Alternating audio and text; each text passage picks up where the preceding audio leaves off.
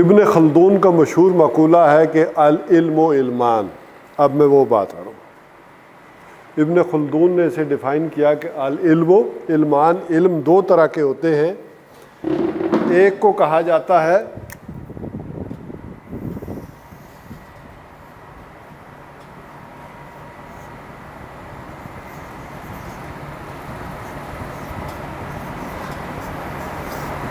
علم الابدان، اور ایک کو کہا جائے گا علم الادیان. علم دو طرح کے ہوتے ہیں، ایک ہے علم الابدان اور ایک ہے علم الادیان. اب وہاں ذرا آپ کو الف لام کی باتیں تو میں نے پہلے ہی سمجھا دی. تو علم الابدان کا کیا مطلب ہو جائے گا؟ بدنوں کا علم، باڈیز کا علم، اجساد کا علم. اور علم الادیان کا مطلب ہوگا دینوں کا علم، مذاہب کا علم. جی ابھی میں اگلی بات نہیں کر رہا ابھی. اچھا، یہ دو تقسیمیں اس نے کی ہیں کہ علمی میدان میں دو ہوتی ہیں. علم ایک وحدت ہے، لیکن تفہیم کے لیے اس نے ان کو دو حصوں میں تقسیم کیا کہ ایک علم الابدان ہے اور ایک علم الادیان ہے. اچھا، اس کو جیسے یہ میں نے کہا ڈیفائن کیا اس کو ابن خلدون نے، شاہ اسماعیل نے اسے اور طریقے سے ڈیفائن کیا. ان کی جو مشہور کتاب ہے ابکات، ابکا مینز چیپٹر، اس کا جو پہلا ابکا ہے، دوسرا ابکا ہے، تو اس میں انہوں نے یہ ڈیفائن کیا کہ علم تین طرح کے ہوتے ہیں. ٹھیک ہے کہ نہیں؟ ایک کو انہوں نے کہا کہ علم بالحواس، یا اور اس کے ساتھ انہوں نے ملایا علم بالعقل. اور اس کو انہوں نے کہا ہے کہ یہ کیا ہوتا ہے؟ علم بالقلب.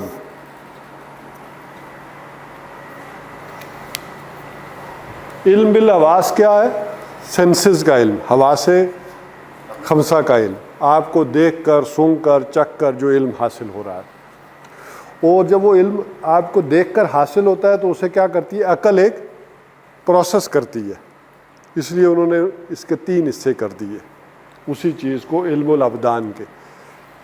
اور یہ علم بالقلب، یہ شاہ اسماعیل شہید. بلکہ اگر میں اس کو یوں لکھ دوں آپ کی آسانی کے لیے،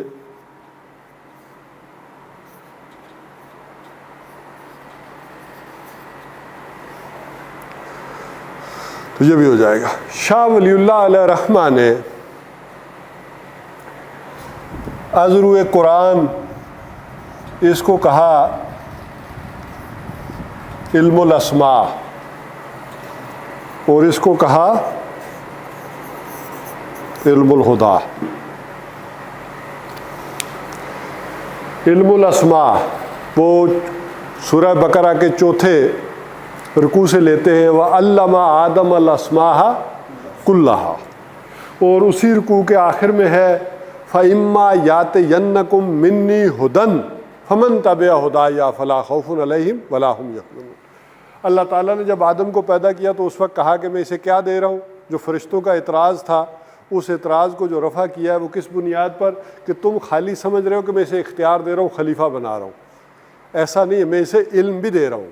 وَعَلَّمَ آدَمَ الْأَسْمَاءَ كُلَّهَا، اور آدم کو سکھائے کل کے کل نام، اسماء کا علم دیا. ابھی میں 2 منٹ یہ ڈیفائن نہیں کروں گا کہ وہ علم الاسماء کیا ہے.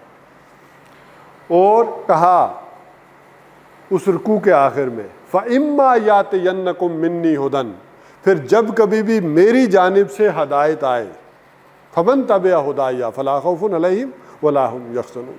تو ان انسانوں میں سے جس کسی نے بھی اس علم ہدایت کی پیروی کی، اس کے لیے کوئی خوف اور کوئی غم نہیں ہے. اچھا، اسی کو بلکہ میں لکھ دوں نا تو ذرا یہ ہو جائے گا کہ اچھا، مولانا تقی عثمانی صاحب نے بھی تقریباً ان کو اسی طرح ڈیفائن کیا ہے.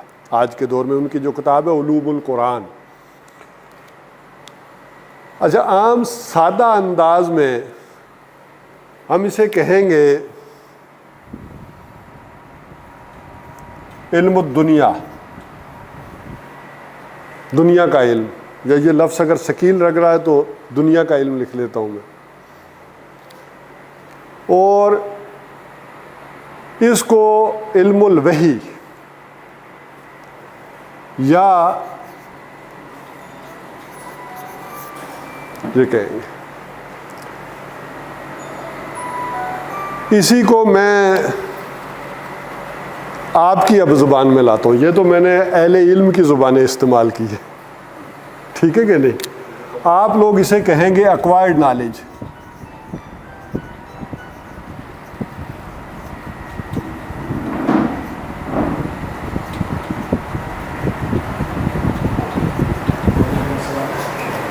یہ لفظ استعمال کرتے ہیں یا اس کا بھی سمجھانا پڑے گا؟ میں پڑھے لکھوں سے مخاطب. اور اس کو کہتے ہیں ریویلڈ نالج.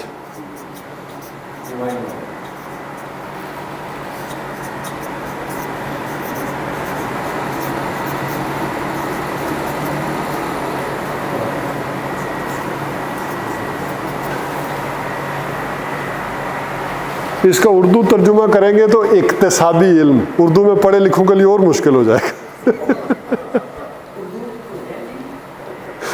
ٹھیک ہے، اسی لیے میں نے انگلش میں کیا تھا، لیکن آپ کہہ رہے تھے کہ پڑھے ہیں.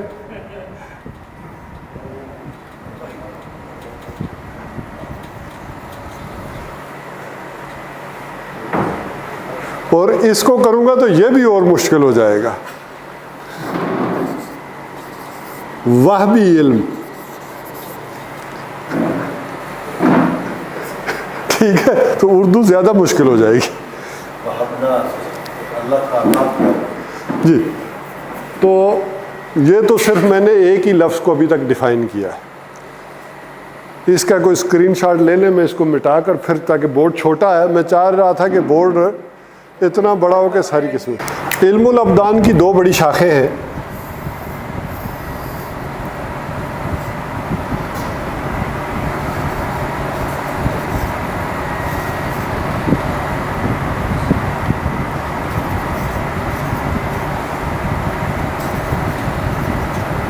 فزیکل سائنسز،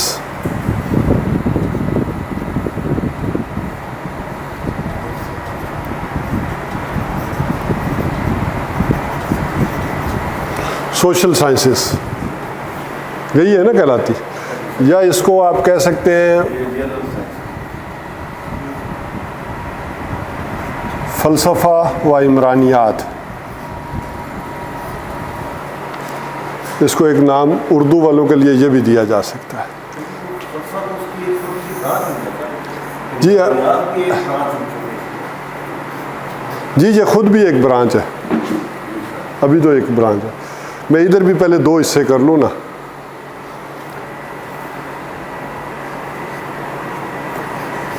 وہی محفوظ اور وہی غیر محفوظ.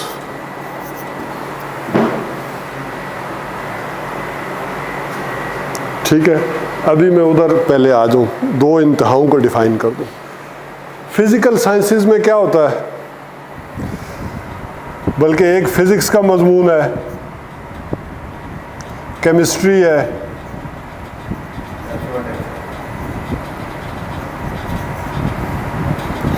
ریاضی ہے، میتھ ہے، یعنی جو بھی ہے. فزکس کو طبیعیات کہیں گے، وہ کیمسٹری جو بھی، کیمیا.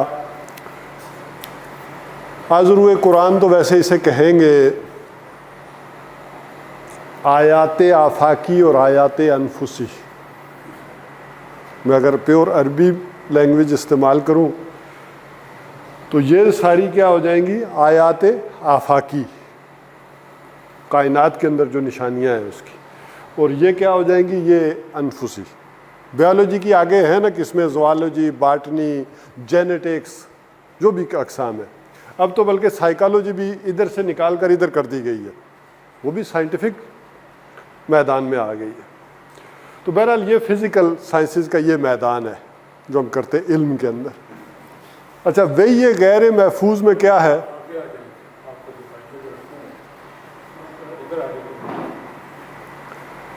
یہ پہلے میں اگر لگے تو اللہ تعالیٰ کی وہ آیت پوری ہو جائے گی سر.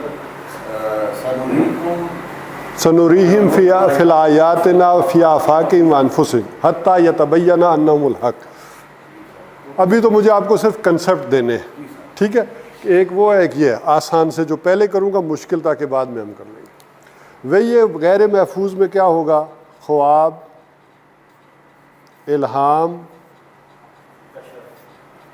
کشف, اور کیا ہو سکتا ہے جی؟ اچھا, وجدان, ایکسٹرا سینسری پرسپشن. ٹھیک ہے. مجذوب کا کیا ہوگا؟ جذب ہوگا. مجذوب کا کیا جذب ہوگا؟ نہیں, مجذوب اور شے. تحدیث,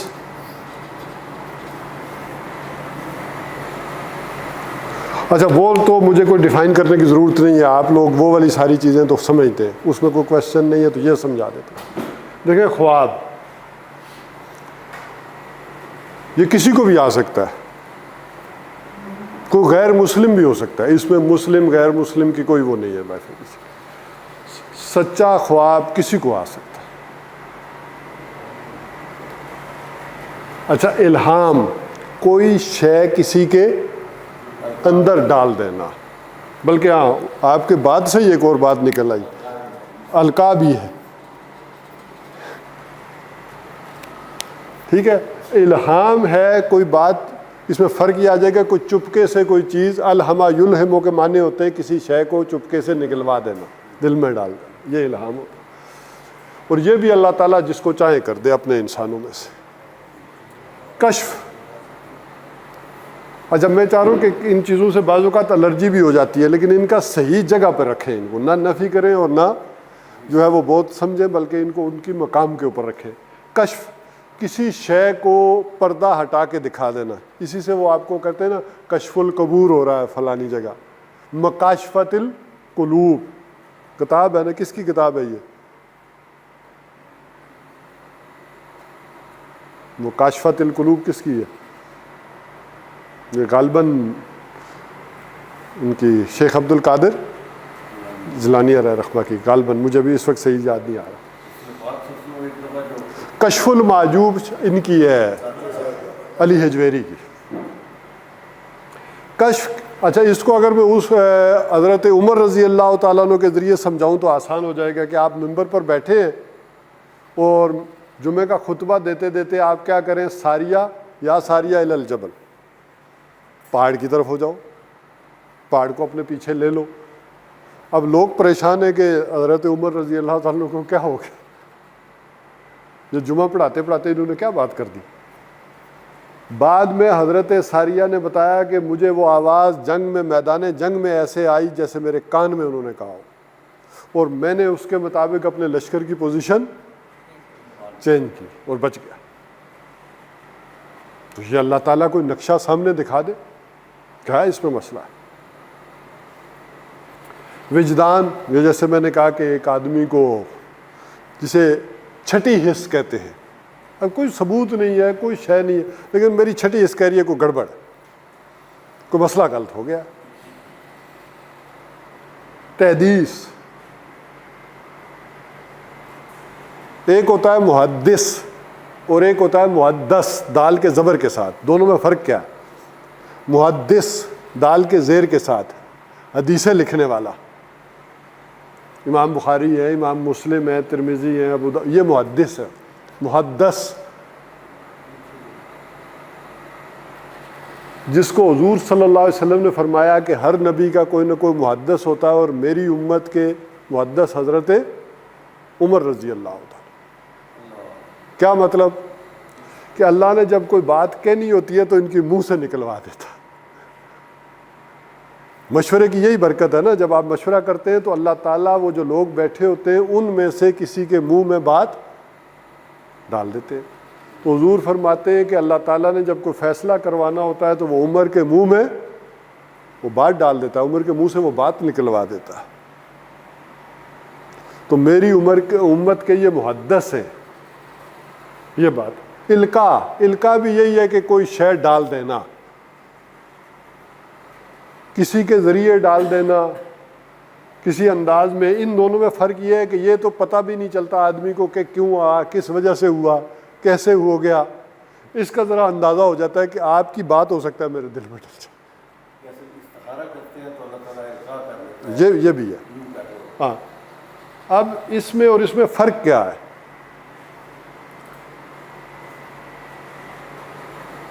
یہ میں نے اوپر لکھ دیا ہے کہ یہ بھی اشارے سارے اللہ تعالیٰ کی طرف سے ہیں، لیکن سیو محفوظ نہیں ہے، شور بھی نہیں. شور بھی نہیں. یہ ہو سکتا ہے کہ نفس کر دے، شیطان کر دے. دیکھیں نا، خواب ہے، حضور صلی اللہ علیہ وسلم نے فرمایا کہ وہی میں سے کچھ باقی نہیں بچا. ٹھیک ہے کہ نا، اور رویائے صالحہ سوائے سچے خواب کے. اور فرمایا یہ نبوت کا 40واں یا 46واں حصہ ہے. اب اتنی بڑی بات کہی ہے، لیکن خواب ہو سکتا ہے کہ آپ کو بد ہضمی کی وجہ سے بھی آئے. آپ کو گیس ہو گئی ہو تو ہو سکتا ہے چڑھے دماغ میں اور کچھ خیالات آ جائیں. ٹھیک ہے. یہ بھی ہو سکتا ہے کہ آپ نے دن کو کوئی کام بڑا ڈیپتھ میں جا کر ایکسٹرا بزی رہے ہیں تو وہ ہو سکتا ہے رات کو خیالات آ جائیں. یہ بھی ہو سکتا ہے کہ آپ کی نفسانی خواہش کوئی خواب کا دور روپ دھار کر آ جائے. یہ بھی ہو سکتا ہے کہ شیطان کوئی وسوسہ اندازی کر رہا ہو. اور یہ بھی ہے کہ اللہ تعالیٰ کی طرف سے، فرشتے کی طرف سے بھی ہو، یا شیزوفینیا یا ایسوفینیا جسے وہ کہتے ہیں وہ ہو جائے. جیسے غلام احمد قادیانی کے بارے میں ماہرین کی رائے یہ ہے کہ ایسا نہیں تھا، اسے یہ خواب اور چیزیں آتی تھیں. یہ ایک بیماری ہوتی ہے جو انسان کو ہو جاتی ہے، آتی ہیں چیزیں. وہ جھوٹ نہیں کہہ رہا ہوگا، اسے یہ چیزیں بالکل سچ لگ رہی ہوں گی کہ یہ آ رہی، کیونکہ یہ ایک سائیکولوجیکل پرابلم انسانوں کو ہوتا ہے.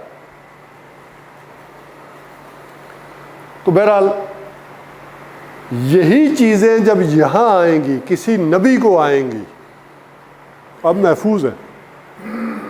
غیر نبی کے لیے یہ ساری چیزیں غیر محفوظ ہیں. دیکھیں یہی خواب کس نے دیکھا؟ حضرت ابراہیم علیہ السلام نے. بیٹے کو ذبح کر رہا ہوں تو کیا، اے ابراہیم تم نے اپنا خواب سچ کر دکھایا. حضور نے بھی خواب دیکھا کہ ہم عمرہ کرنے جا رہے، اس پر عمل کیا ہے، باقیوں کو اس پر بلایا ہے. باقی کوئی آدمی کسی کو نہیں کہہ سکتا مجھے خواب آیا سارے میرا ساتھ دو.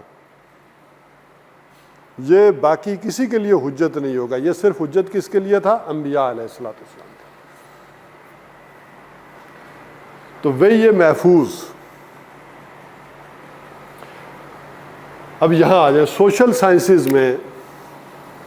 اب یہ دو چیزیں ہوں گی.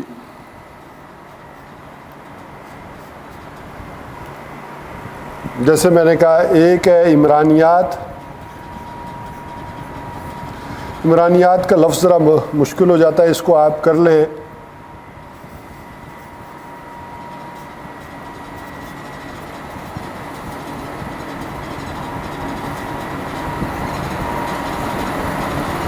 یہ سمجھ آئی بات؟ پولیٹیکو سوشو اکنامک سسٹم عام طور پر اصطلاحاً ایسے لکھا جاتا ہے، پولیٹیکو سوشو اکنامک سسٹم، جسے کہیں گے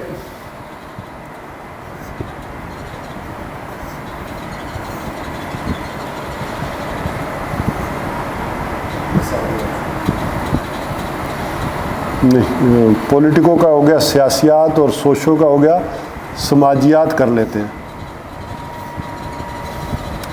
اور معاشیات.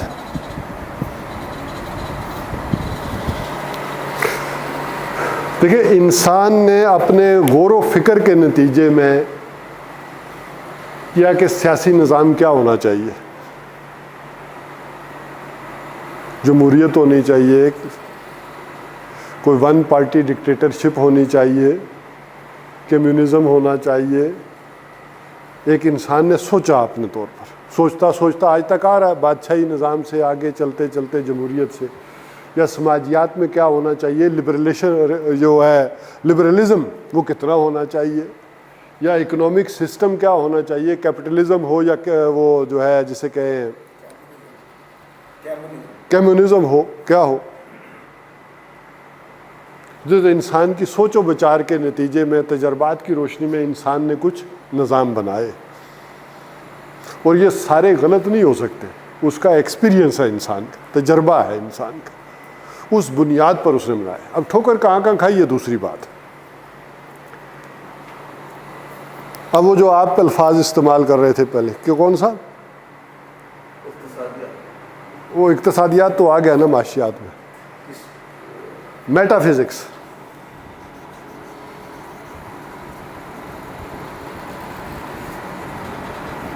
میٹا فزکس اردو میں اس کا ترجمہ کریں گے مابعدت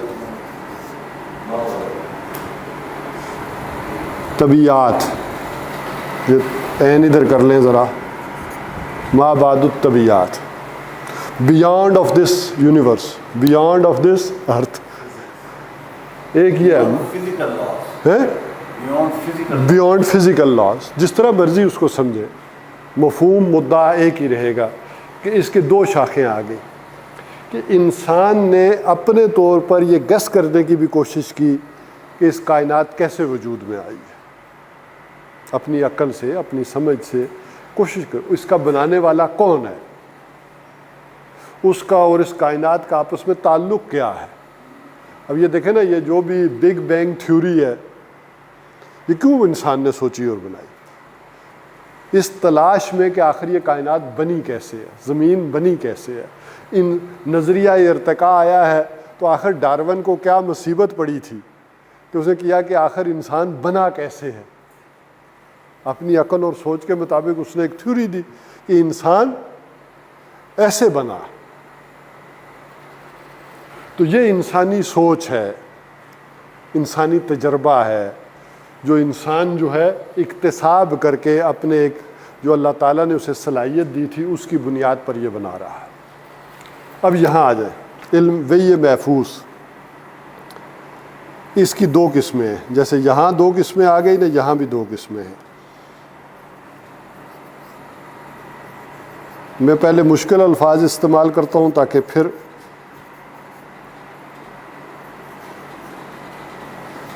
مطلوع تلاوت سے، وہی یہ مطلوع، وہ وہی جس کی تلاوت کی جاتی ہے، تو کیا مراد ہوئی؟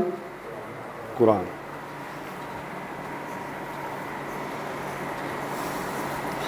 اور یہ کیا ہو گئی؟ سنت یا حدیث ہو گئی۔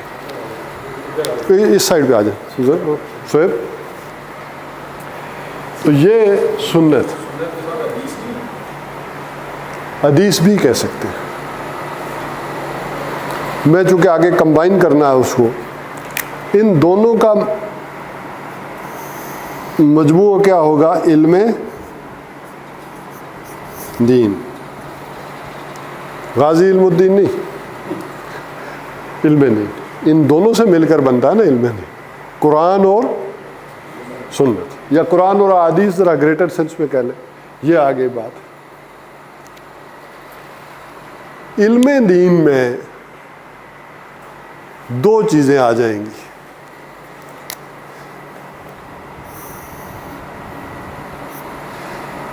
ایک آ جائے گی جسے ہم کہتے ہیں حکمت، اور ایک احکام۔ حکمت، وزڈم، یہ بھی تو قرآن ہمیں دیتا ہے، حدیث دیتی ہے، ٹھیک ہے۔ احکام میں اگر میں پھر تقسیم کروں، بورڈ پتہ نہیں اجازت دے گا کہ نہیں، میں زبانی بتا دیتا ہوں پھر کرتا ہوں۔ احکام میں ایک احکامات وہ ہیں کہ جو مورل لا ہے، اخلاقی احکام، اور ایک ہے شرعی احکام۔ لیکن ان کی اقسام کتنی ہیں؟ ایک ہے انفرادی اور ایک ہے اجتماعی۔ اب وہ ہم تقسیم کرتے ہیں نا، تو پھر اخلاقی کی بھی دو قسمیں ہوتی ہیں، اجتماعی کی بھی دو قسمیں ہوتی ہیں، تو میں نے ذرا اس کو ذرا شارٹ کرنا چاہا ہے کہ ایک انفرادی احکام ہے اور ایک اجتماعی احکام ہے۔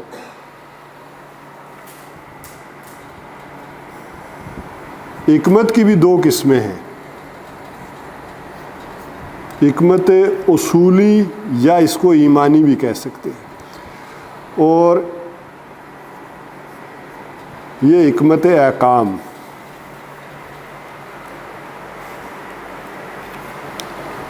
یعنی یہ جو احکام اجتماعی یا انفرادی، اس کی بھی تو کوئی حکمت ہے نا. نماز کیوں پڑھنی چاہیے، روزہ کیوں رکھنا چاہیے، یہ احکامات.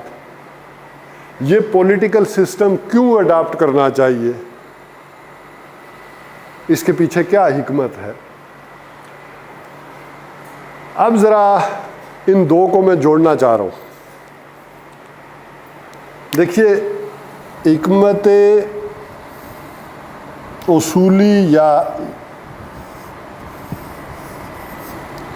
یہ دو اصل میں ایک ہیں، اور یہ جو اجتماعی احکام ہے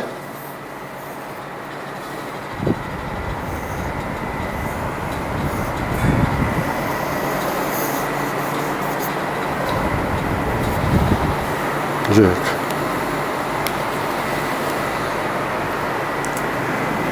انسان نے اپنی سوچ و بچار اور تجربے کی بنیاد پر ان کو ڈیفائن کیا، اور ادھر یہ کس طرف سے آئے، اللہ کی طرف سے، کہ تمہارے پولیٹیکل سسٹم کے، اکنامک سسٹم کے، تمہارے سوشل سسٹم کے یہ بنیادی اصول ہیں، ان سے باہر نہیں جانا.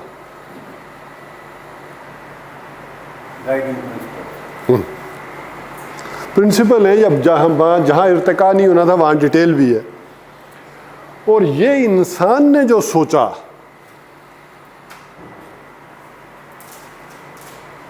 کہ یہ کائنات کا معاملہ کہاں سے ہوا، انسان کی زندگی کا آغاز کہاں سے ہوا، مرنے کے بعد یہ کہاں جائے گا، اور یہ اللہ تعالیٰ نے اس کا معاملہ کیا. اچھا، ایک بات اور. اچھا، عام طور پر وہ جو لائن ہے اس میں اور اس میں کوئی اختلاف نہیں ہوتا، کوئی ٹکراؤ نہیں ہے. وہ جو فزیکل سائنسز ہے اس میں اور قرآن میں کوئی ٹکراؤ نہیں ہے.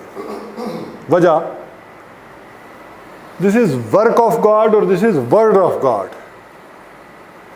بات سمجھ رہے؟ وہ اللہ کا کام ہے، یہ کلام ہے. اس جیسی ہستی کے بارے میں یہ تصور کرنا کہ اس کے قول و فعل میں تضاد ہوگا، ناممکن. اگر مسئلہ ہے تو ہماری سمجھ کا، عقل کا. یہ ممکن نہیں. کہ ڈاکٹر رفیع الدین کے الفاظ بڑے اہم ہیں. This universe is work of God اور دس قرآن از ورڈ آف گاڈ. ایک قول ہے، ایک فعل ہے، اس کے قول و فعل میں تضاد نہیں ہو سکتا. ہاں، البتہ مسلمان امت کا کام کیا ہے، ان دونوں کے درمیان کمپیٹیبلٹی قائم کرے، وہ ربط تلاش کرے، دنیا کو وہ ربط بتائے. اس لیول پر قرآن و سنت پڑھے کہ ان میں اور ان میں کوئی اختلاف نہیں ہے، جو اس کو کر دے، ختم کر دے اگر کوئی نظر آ رہا تو. اچھا، دوسری بات، بلکہ وہ مشکل بات آنے سے پہلے میں ایک اور چیز کر لوں. اجتماعی معاملات میں کمپیٹیبلٹی نہیں کرنی. اس میں اس کی سپیریورٹی ثابت کرنی ہے امت مسلمہ کو اس کے اوپر.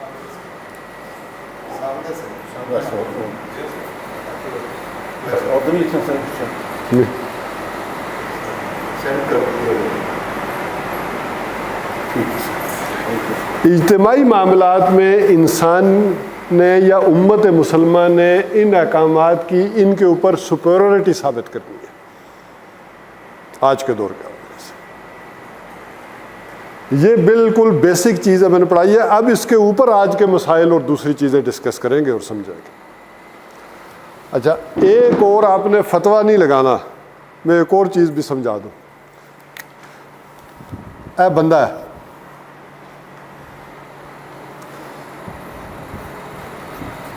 ٹھیک ہے. اس علم کا تعلق نکل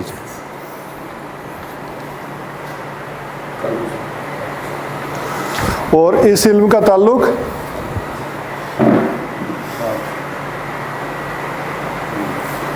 ٹھیک ہے.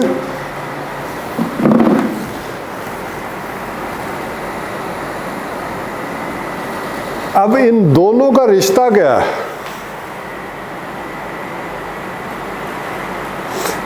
انسانی فطرت اور عقل، ان کا آپس میں کوئی تعلق تو ہے نا. فطرت یہاں ہے، عقل یہ ہے. ہاں جی، میں ابھی اس بحث میں نہیں پڑھنا چاہ رہا. بعض لوگوں نے فواد اس کو ترجمہ کیا، میں یہ سمجھتا ہوں یہ ہے. اب ذرا اس بات کو سمجھیں. عقل کا کام رہنمائی کرنا.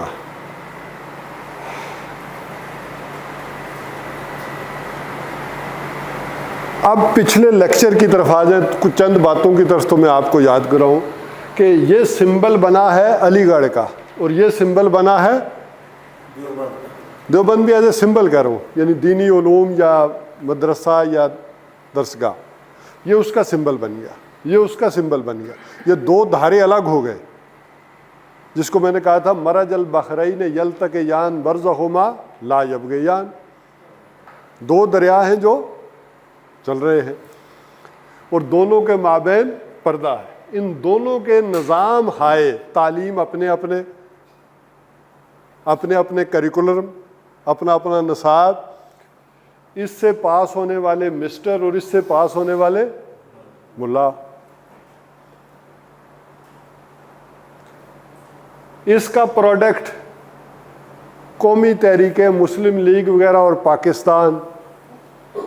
اس کا پروڈکٹ تبلیغی جماعت اور باقی مذہبی تحریکیں اور بھی جتنی چلیں، ان کا پروڈکٹ افغانستان. یہ صرف سمجھانے کو ابھی بتا رہا ہوں تاکہ بالکل ذہن کلیئر ہو کہ کدھر جا رہے ہیں. تو میں کہہ رہا تھا کہ کوئی بھی کام آپ امت مسلمہ میں کرنا چاہیں، پاکستان میں کرنا چاہیں، تو قوم دو حصوں میں تقسیم ہے. کیا آپ دنیا میں کوئی اچیومنٹ کر سکتے ہیں، کوئی ہم ترقی کر سکتے ہیں جب تک یہ دونوں دھارے قریب نہ ہو. اب جیسے انہوں نے بات کی، ایک عقل ہے اور ایک، اس کو ویسے علم الادیان کو نقل بھی کہتے ہیں. جب ادبی زبان میں آپ جائیں گے نا تو یہ کہیں گے نقلی علوم. نقلی سے مراد وہ والے نہیں ہیں. نقل جو کسی انسان نے نہیں لکھے، نقل در نقل ہوتے آئے، اس لیے انہیں علوم نقلیہ بھی کہا جاتا ہے. نہ یہ وہ نقل ہے جو امتحان میں مارتے ہیں، ٹھیک ہے. یہ نقل تو عقل اور نقل، اس دو کے مابین یہ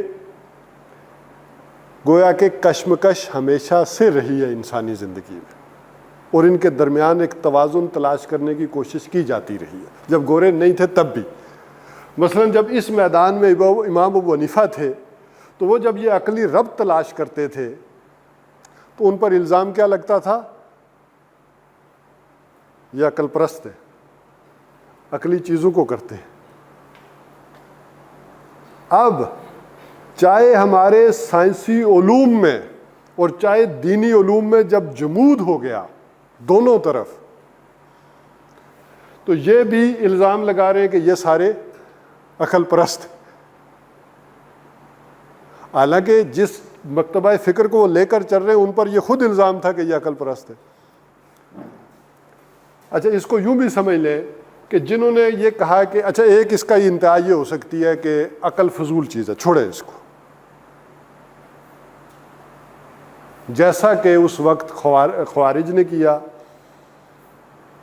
اہل ظاہر نے کیا کہ عقل کو چھوڑ دیں، فضول چیز ہے.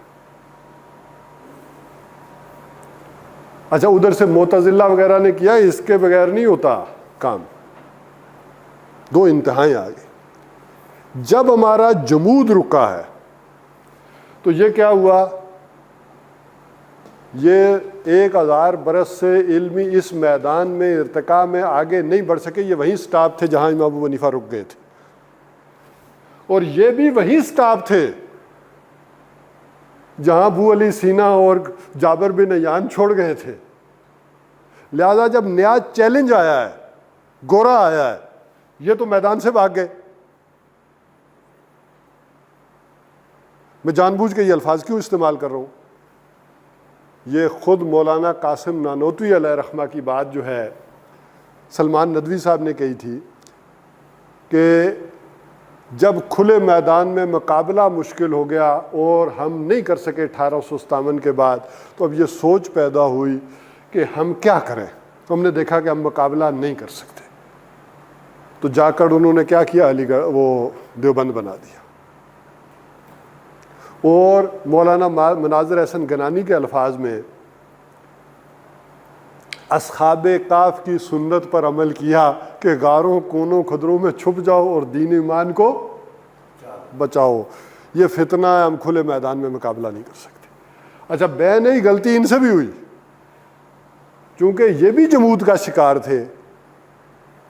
بجائے اس کے کہ جدید جو چیز تھی اس کو قرآن و سنت کے مطابق لاتے, انہوں نے قرآن و سنت کو گھسیٹ گھسوٹ کے اس کے مطابق کر دیا. سر سید پر یہی الزام ہے نا.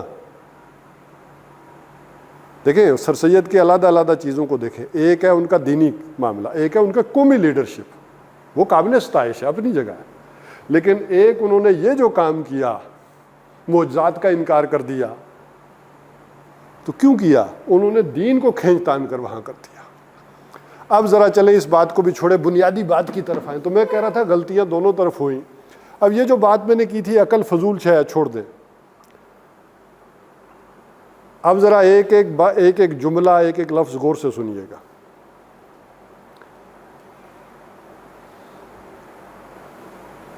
یہ جو عقل ہے یہ بھی کس نے دی؟ پہلی بات تو اللہ نے دی.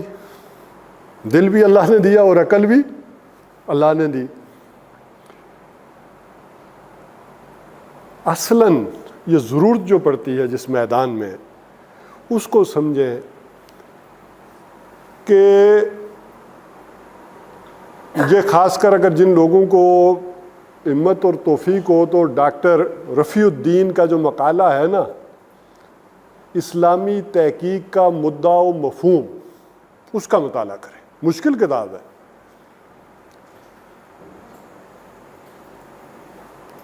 اچھا, دوسری طرف ہمیں یہ 2 پیج سے زیادہ کوئی نہیں پڑھ سکتا سر. آپ کہیں گے تو پڑھا دیں گے. ٹھیک ہے نا. دیکھیں, لیکن ان لوگوں نے زندگیاں کھپائی ہیں اس چیز میں. اچھا, ان کا کہنا یہ ہے کہ بہرحال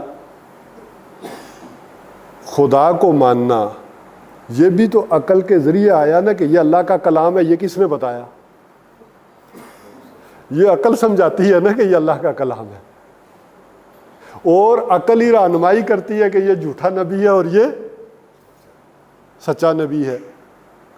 اگرچہ یہ کلام الہی ہے, لیکن اس کے الفاظ کو, مفہوم کو ہمارا ذہن ایک مشاہدہ جو ہے وہ پہناتا ہے. مثلا کتاب کا مطلب کیا ہے؟ ذالک الکتاب ہو تو کتاب کا مطلب کیا ہے؟ وہ یہ عقل سمجھاتی ہے کہ کتاب کس کو کہتے ہیں, اور اپنے مشاہدے اور تجربے کی بنیاد پر سمجھاتی ہے.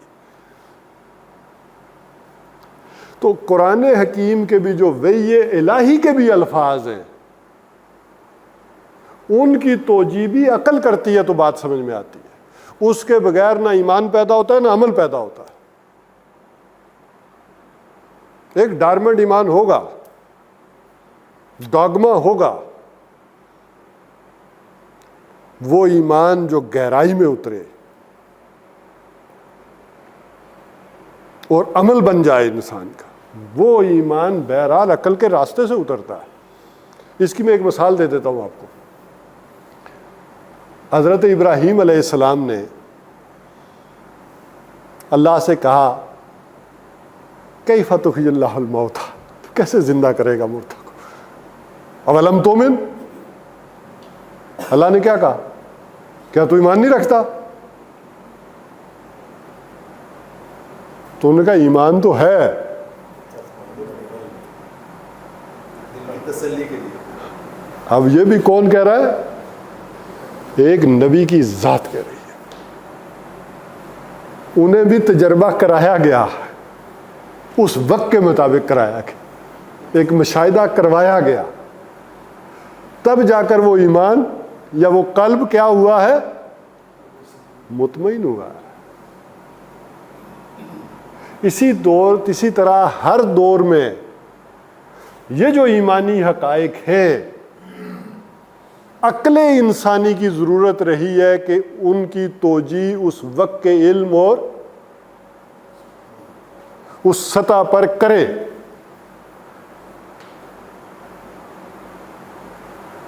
یہ ہر دور کی ضرورت ہے، اور جب تک یہ ضرورت پوری نہ ہو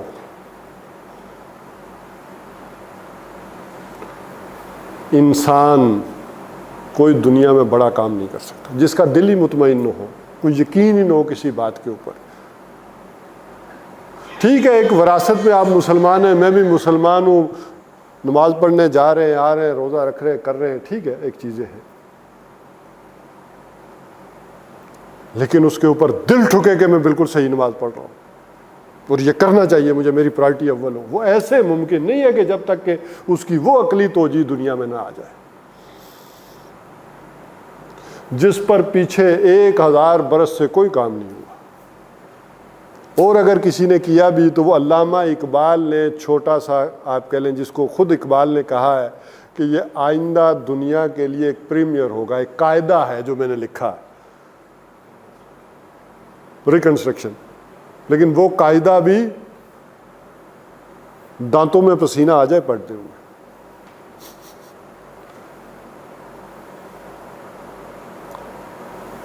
اب دیکھیں، سر ایک بات کہنا چاہ رہا تھا کہ ویسے بات ٹھیک ہے کہ جب تک عقل صاف نہ ہو تو پھر وہ پورا دل نہیں جھکتا ہے جیسے، لیکن اصل میں تو ہم ایمان سے پہلے شروع ہوتے ہیں، پھر اس کے عقلی دلائل بھی ہوتے ہیں. ورنہ تو صرف کنورٹس ہیں جو صرف عقل کے تھرو ایمان میں ہیں.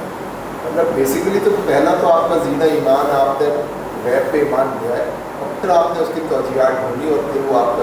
جی دیکھیں، میں نے یہ کہا کہ فطرت کا اور اس کا ایک تعلق تو ہے، عقل کا. فطری طور پہ آپ نے مان لیا، مثلا آپ نے مان لیا ایمان کے طور پر خدا ایک ہے، لیکن اس کے دلائل تو ڈھونڈتا ہے نا آدمی. میرا کہنا یہ ہے کہ جتنے بھی آپ نام لیتے ہیں، شامل اللہ صاحب، وہ کوئی بھی غیر مسلم سے نہیں تھے کہ وہ عقلی طور پہ سلیکٹ کر کے ایمان اسلام میں آئے، اور پھر بیسیکلی پہلے ایمان لے آئے اور پھر عقل والے چینل پر. میرا اور ایمان کا کنورٹ میں جو صحیح کے ساتھ ادھر ایک بات ہوتی ہے کہ وہاں پر ہم پر جو ہے نا سلیکٹ ہونے کی معراج پہ گئی تو ان کو ہم کو یہ چیز اس لیے دکھائی گئی کہ ان سے جو چیز جو ٹاسک ان کو دیا ہوا تھا اس کی کمپلیشن کو اتنے ٹائم فریم میں کرنے کے لیے وہ اتنے زیادہ اسٹرینتھ کی ضرورت ہے. لیکن عام انسان کے لیے بھی آپ جب تک یہ جو آپ اسے یوز کر لیں، جو بھی کر لیں، اس چیز کو جب اپلائی کرتے ہیں فزکس کے ساتھ، اونلی دین یو آپ مرتبات آپ کو بند ہوتے ہیں. اگر آپ یہ کریں اور اس کو غور ہی نہ کریں آپ ادھر ہی رہیں گے، یا آپ صرف وہ کریں اس کو غور ہی نہ کریں آپ. اب ذرا اس کی طرف جائیں نا جو بات انہوں نے کی ہے. اللہ تعالیٰ نے اپنے انبیاء کو وہ سارے مشاہدات کروائے. قرآن میں آ گیا نا کہ ہم نے ابراہیم کو ملکوت السماوات والارض دکھایا سارا کچھ، حضور کو بھی جیسے دکھایا سارا کچھ، ٹھیک ہے، جنت دوزخ ساری چیزیں دکھائی، وہ مشاہدات بالفعل کرائے، دوزخ میں جلتے ہوئے بندے دکھائے. اب وہ ذرا آپ وہ دوسرے کوشچن کریں گے تو وہ ایک لمبا کام ہو جائے گا. بھئی ابھی حساب کتاب ہی نہیں ہوا، قیامت نہیں ہوا، دوزخ میں کون جل رہا تھا، ہے نا. لیکن وہ عالم امثال تھا جو بالکل بالفعل ان کو دکھایا گیا کہ یہ ہوتا ہے، یہ ایسے ہی باتیں نہیں کہہ دی گئی ہیں، ان کے مشاہدات کروائے گئے. انسانی عقل، اس کو میں عرض کر رہا تھا، انسانی عقل وہاں تک پہنچی کہ ارتقاء ہوتا ہے. ڈارون نے لکھی کہ نہیں ایک تھیوری ارتقاء انسانی پر. جب اس نے لکھ دیا تو اس نے دنیا کے اوپر کیا کیا اثر ڈالا ہے، اس کے ادب پر. فرینچ جو لٹریچر تشکیل پایا، وہاں ڈرامے اور فلمیں بنی، اور اس کے زیر اثر دنیا نے آپ کہہ لیں جو تاثر لیا ہے، ایک تو یہ تھا کہ آپ کہتے ہیں ہوتا ہی نہیں ارتقاء، اور ایک ہے وہ کہ وہ عظیم شخصیات بھی اٹھیں جنہوں نے اس کو ڈیفائن کیا کہ ڈارون یہ بات تو ٹھیک کہہ رہا ہے لیکن یہ بات غلط کہہ رہا ہے، ارتقاء ہوا تو ہے لیکن اس طرح نہیں ہوا بلکہ اس طرح سے ہوا ہے۔ اب انسانی عقل نے وہ مطمئن۔ اچھا میں اس کو ذرا سمپلیفائی کرتا ہوں۔ میں بچہ تھا تو میں مسجد میں گیا تو مجھے مولوی صاحب نے کہا کہ جو نماز نہیں پڑھے گا وہ دوزخ میں جائے گا۔ اب میرے ذہن میں یہ سوال پیدا ہوا دوزخ ہوتا کیا ہے؟ مولوی صاحب نے مجھے کیا بتایا، دوزخ میں جاؤ گے نماز نہ پڑھو گے، تو دوزخ کیا ہوتا ہے؟ میرے لیے تو مسئلہ تھا کہ دوزخ کیا ہوتا ہے جس میں جلیں گے۔ تو میں نے آ کے اپنی دادی اماں سے پوچھا کہ اماں جی مولوی صاحب کہہ رہے تھے کہ دوزخ، تو یہ دوزخ کیا ہوتا ہے؟ ایک بچے کی جو بھی سینس تھی اس کے مطابق وہ تندور پہ روٹیاں لگا رہی تھی، انہوں نے کہا بیٹا ایسا ہوتا ہے۔ اب وہ مولوی صاحب کی بات میری تو کلی پھنس گئی یہاں میں کہ دوزخ ہوتا کیا ہے۔ تو میں نے کہا اماں جی اس میں اتنے بندے کیسے؟ انہوں نے کہا نہیں وہ بہت بڑا دوزخ ہوگا، بہت بڑا تندور ہوگا جس میں لوگ جلائے جائیں گے۔ تو میں نے کہا ہم سے تو اس تندور کی لکڑیاں پوری نہیں ہوتی، آپ کہتی ہیں لے کر آؤ چن کے آؤ، اتنے بڑے تندور میں اللہ تعالیٰ آگ کیسے جلائیں گے؟ اب یہ انسانی عقل کا مسئلہ ہے، ذرا سمجھیں اس کو۔ اور یہ بعض اوقات آپ آگ جلاتی ہیں بجھ جاتی ہیں، ہمارے ہاں ذرا وہاں پہاڑوں پہ جنگلی زیتون ہوتا ہے جو کہو کا درخت، تو دادی نے بتایا کہ اس میں اللہ تعالیٰ نہ کہو کے درخت جلائیں گے زیتون کے، وہ بڑی سخت آگ ہوتی ہے۔ میں کہا اچھا ٹھیک ہے۔ 2-4 دن بعد میں نے محسوس کیا، جتنا بھی میرا مشاہدہ تھا میں نے ادھر ادھر نگاہ دوڑائی، تو میں نے کہا جتنا بڑا دادی دوزخ بتاتی ہیں درخت اتنے نہیں ہیں۔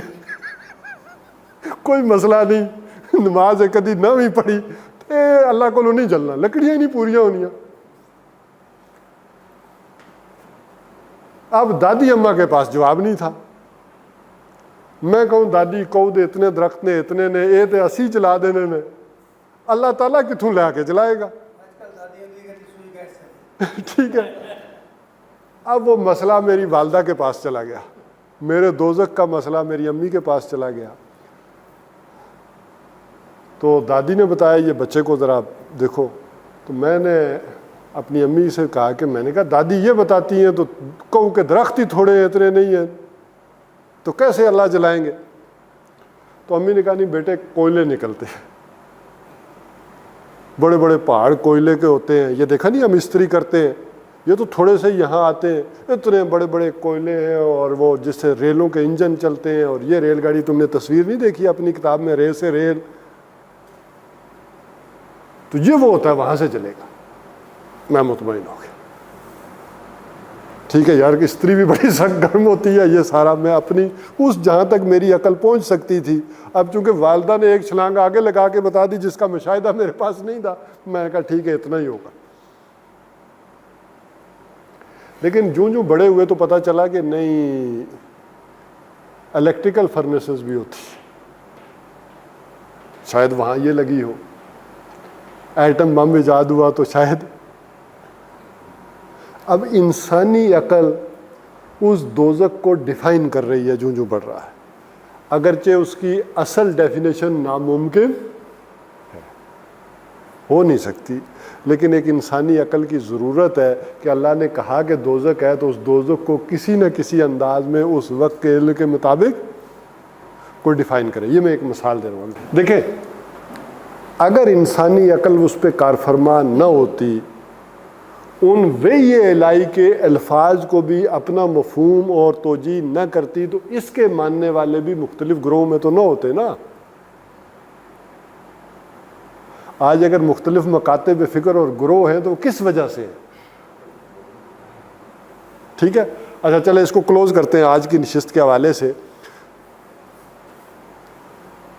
2 باتیں میں نے کہی کہ ایک اس کو اس کے اوپر سپیریورٹی قائم کرے، یہ اگر کام کرنا ہے، اور ایک یہ کہ اس اور اس کے درمیان کمپیٹیبلٹی، اور یہ تو جو ہے وہ ہمیں آج کے دور کے حساب سے علم الکلام جو ہے وہ ترتیب دینا ہوگا. آج کی دنیا کی جو ضرورت ہے اگر وہ ادھر آنے.